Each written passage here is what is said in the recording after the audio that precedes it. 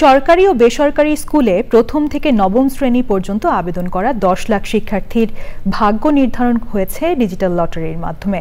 শিক্ষা মন্ত্রণালয় বলছে, স্বয়ংক্রিয় এই পদ্ধতিতে দুর্নীতি বা তদবিরের সুযোগ নেই। মোস্তফা মল্লিকের রিপোর্ট। গত কয়েক বছরের ধারাবাহিকতায় ২০২৫ শিক্ষাবর্ষে শিক্ষার্থী ভর্তিতে এবারও লটারি পদ্ধতি বেছে নেওয়া হয়।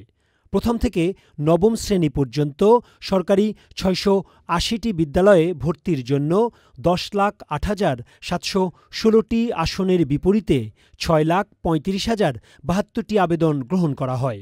লটারি প্রক্রিয়ায় অংশ নেয় ৩,১৯৮টি বেসরকারি বিদ্যালয়। ১০,০৭,৬৭৩টি শূন্য আসনের বিপরীতে আবেদন গ্রহণ করা হয় ৩,৪৮,৪৬৭টি। রাজধানীর সেগুনবাগিচায় আন্তর্জাতিক মাতৃভাষা ইনস্টিটিউটে হয় লটারি। খারাপ যারা কম মেধাবী তাদেরকে তো উঠিয়ে আনতে হবে, এবং সেটাই তো প্রকৃত চ্যালেঞ্জ আমাদের শিক্ষা ব্যবস্থা এমন যাতে করে ক্রিয়েটিভিটি ঝেঁটিয়ে বিদায় করে দেওয়া হয় এবং এটা সর্বনাশ করে দেওয়া হয়, চিরকালের জন্য তাদেরকে পঙ্গু করে দেওয়া হয়। দুপুর ২টায় শিক্ষা প্রতিষ্ঠানগুলোতে পৌঁছায় লটারির ফল।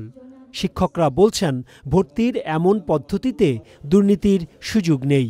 আমরা যে তালিকাটা আমরা লটারির মাধ্যমে পাই, ঠিক ওই তালিকাকেই কিন্তু আমরা গুরুত্ব দিই। এর বাইরে কোনো কথা সে যত প্রভাবশালী হোক না কেন। আমি মনে করি সিস্টেমটা ভালো, তো কাজেই ভবিষ্যতে যাতে সিস্টেমের যদি কোনো লুপহোলস থাকে, কোনো ত্রুটি বিচ্যুতি থাকে, যদি সেটাকে আরও উত্তরণের জন্য যেভাবে সমাধান করা উচিত সেভাবে করা হোক। ডিজিটাল লটারির ভর্তি ফল ওয়েবসাইট এবং টেলিটক মোবাইলে SMS-এর মাধ্যমে পাওয়া যাবে। মোস্তফা মল্লিক, চ্যানেল আই, ঢাকা।